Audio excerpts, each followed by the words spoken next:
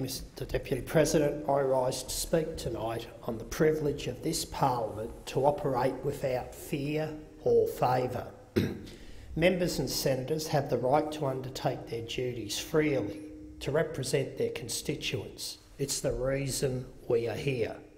Any attempt to gag a senator or member of Parliament, any attempt to exert influence by means of threat or intimidation is a breach of parliamentary privilege. This could incur the most serious of penalties.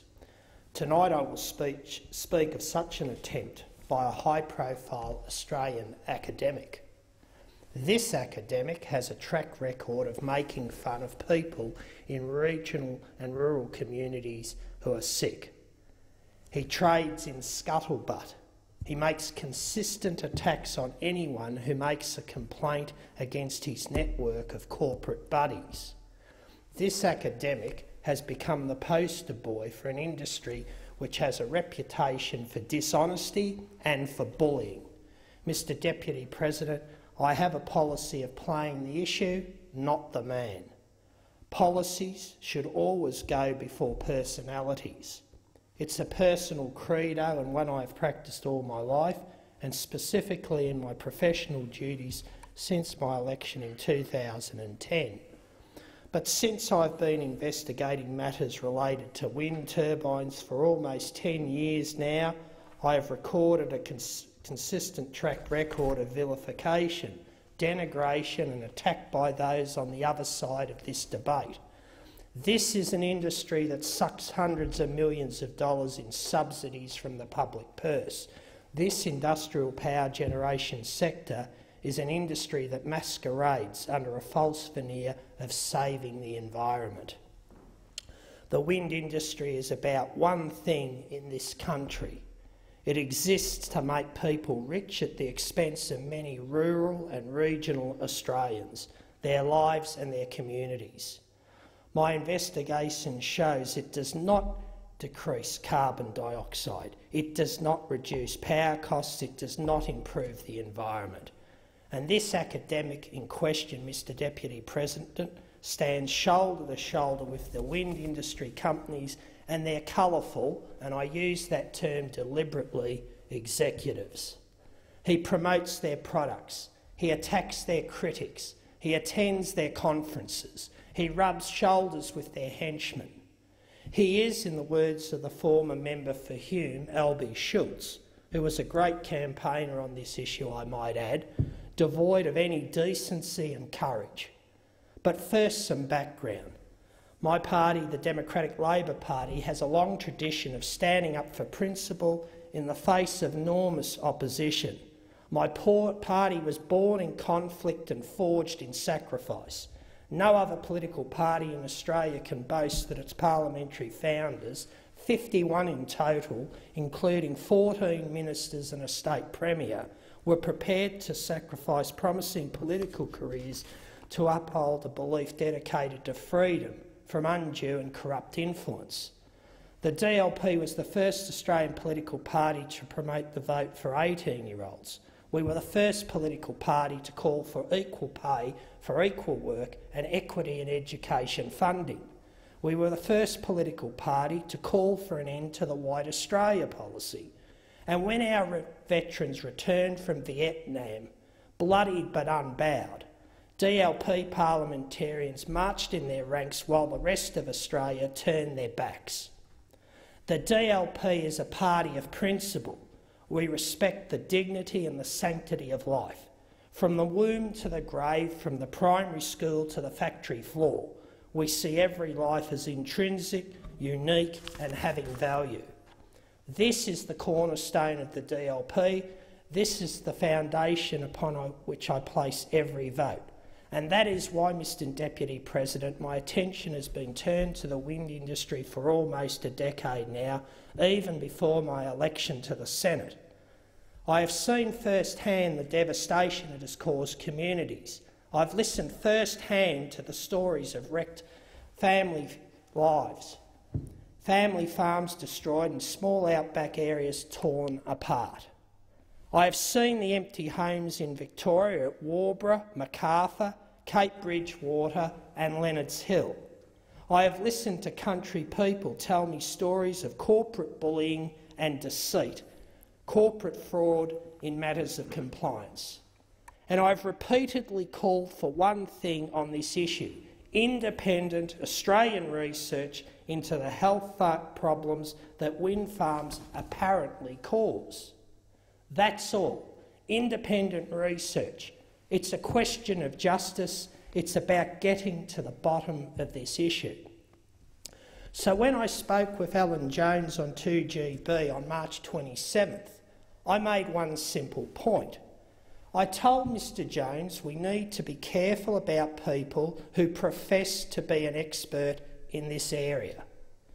For the benefit of the Senate, I repeat what I said in that interview, quote, "When we talk about people using a title such as Professor, let us be crystal clear here, Alan.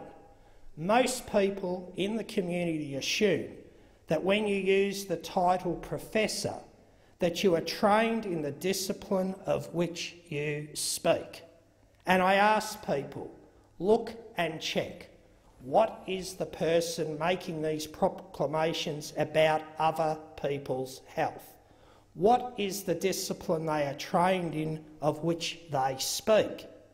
Because most people in the public assume when you speak of an issue of health that you are trained in the discipline of which you speak. And there are people making pronouncements and denigrating people who are not trained in human health. Mr Deputy President, I stand by this statement. It is fair and reasonable to encourage people to look behind the blatant campaigning done by people like Professor Chapman of the University of Sydney. But it is this statement that has prompted him to threaten me, utilising a law firm that was instrumental in the setup of Hepburn Wind. He has threatened to sue me for libel over this statement unless I pay him $40,000 plus costs. He has threatened to sue me for libel unless I organise an apology on the website of 2GB and an anti-wind farm website called Stop These Things. And he has threatened me with contempt of Parliament and a breach of parliamentary privilege if I raise these matters in the Senate. This reaction by Professor Chapman is something that my more experienced parliamentary colleagues have labelled a blatant try-on. It is another attempt by the wind industry to silence me, to scare me off, to intimidate me. It is a case of a Sydney University academic firing shots across the bow of the blacksmith from Ballarat. This is something he has done before now, tweeting about my own position on this issue, always in the context of my background as a blacksmith, a background I am enormously proud of. I remain one of the wind industry's most stubborn and outspoken critics. I will not be silenced. I will not give up on the injustice inflicted on people who claim to be impacted by living near turbines. I will not stop. My comments to Alan Jones were a series of rhetorical statements or questions about the assumptions members of the public should be entitled to make when somebody professes to be qualified to speak about an issue of public health. In other words, I was asking people to check that so-called experts on this issue are relevantly trained and qualified. It is a reasonable request. Our media and the internet are crawling with self-appointed experts. Daily we operate in a cacophony of opinion presented as fact. Professor Chapman has been an outspoken critic of those who have dared to question the wind farm orthodoxy. But is Professor Chapman a medical doctor? Is he legally entitled to examine and treat patients? Is he qualified in acoustics or any other aspect of audiology? Is he a sleep specialist? Does he hold any qualifications in bioacoustics or physiology or neuroscience? How many wind farm victims has he interviewed directly? How many wind farm impacted homes has he visited? Professor Chapman claims to receive no payment from the wind industry. I ask how many wind industry conferences, seminars, events has he spoken at? How many wind industry events has he attended? Writing on the Crikey website in November 2011, Professor Chapman lamented how many conferences don't pay speakers' fees, and when one conference organiser refused to pay his hotel bill, he withdrew. This is the same Professor Chapman who was photographed at a campaign launch in Melbourne by Danish wind turbine manufacturer Vestas. Did Vestas pay your hotel bill and other costs, Professor Chapman? These are reasonable questions, I think. They put in context his actions. I take this opportunity to draw to the attention of the Senate to the discovery of a 2004 PowerPoint presentation by Vestas employee Eric Slough to the former Australian Wind Energy Association, now the Clean Energy Council. This demonstrated Vestas knew a decade ago that safer buffers are required to protect neighbours from noise. Vestas knew their pre-construction noise models were not accurate. I draw the attention of the Senate to a quote from the presentation that Vestas knew then that the noise from wind turbines sometimes annoys people even if the noise is below noise limits. This is confirmation the global wind industry have known for more than a decade their turbines impact on nearby residents.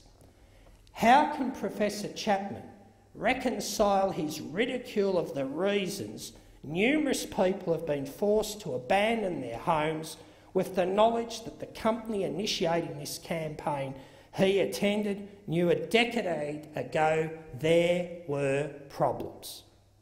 As a public health academic, Professor Chapman displays a lack of compassion for people who claim to be suffering debilitating effects from pervasive wind turbine noise. Professor Chapman's undergraduate qualifications were in sociology. His PhD looked into the relationship between cigarette smoke and advertising. So I question his expertise. I question his qualifications. I question his unbridled motivation to promote and support the wind industry at the cost of people's lives, homes and communities. I question Professor Chapman's lack of interest in speaking with wind industry victims. Professor Chapman has a record of public denigration of victims. I refer to his tweet in February this year of wind farm wing nuts. One of the things about this fight that's going on across rural Australia, one of the important things is that it's country women who are in the front line.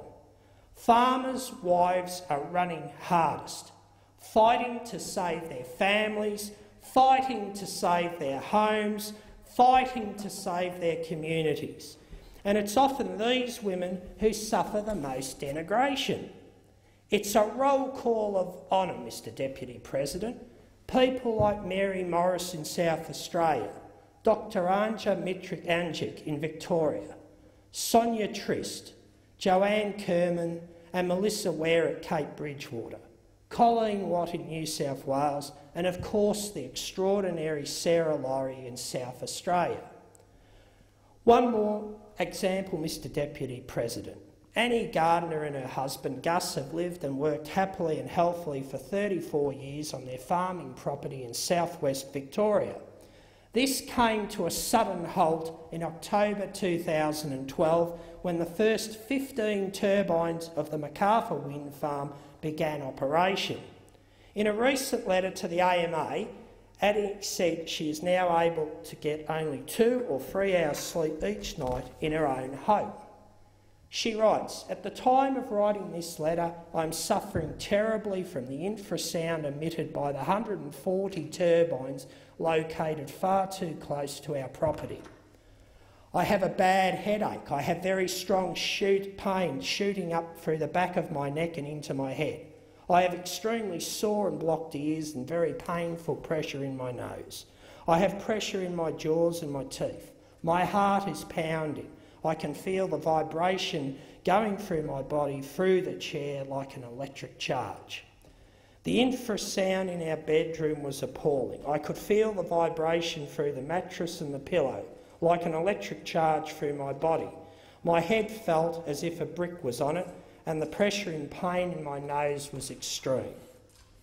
Annie Gardner would be what Professor Chapman would call a wind farm wing nut. Writing on a Green Movement website earlier this year, Professor Chapman said protesting against wind farms is a fringe activity, as if to suggest the hundreds of people who attended and spoke at anti-wind farm forums I've held across my home state of Victoria and interstate are simply collateral damage. Well, I can't live with such a utilitarian view. As I said, even putting aside the highly questionable environmental, social and economic benefits of wind farm, every life matters, every life is important. I've sat in people's homes and kitchens. I know firsthand the suffering they experience from these industrial developments. Professor Chapman's attempts to gag me is the same as his attempts to silence those who object to the Great Wind Farm scam. It's part of a greater attempt to silence open and transparent debate on this issue. It does no service to academia or to science already under much attack. It does nothing to advance discussion or progress. Surely the big businesses behind this attempt, the entities who are funding it, as I said, Blair lawyers have worked for Hepburn Wing, should remember cases such as McDonald's and guns. For the environmental movement to attempt this shallow legal shooting of a mere messenger is poor judgment in my view. Bullies, corporate or otherwise, never get far. Surely it's apparent that companies that use the courts to silence opposition lose out in the court of public opinion. To borrow words from the great human rights campaigner Malcolm X, "I'm for truth no matter who tells it. I'm for justice no matter who it's for or it's against." If Professor Chapman proceeds with this action, I look forward to having him answer in court those questions I've raised here tonight. Questions about his qualifications and his expertise and his links with the wind industry, financial or otherwise. I look forward to his cross-examination under oath as equally I look forward to mine. And I say this, his action, if it proceeds, is doomed in a legal setting or elsewhere for one reason. It is not based on the truth. Thank you, Senator Madigan. The Senate now stands adjourned and will meet again at 9:30 a.m. tomorrow morning.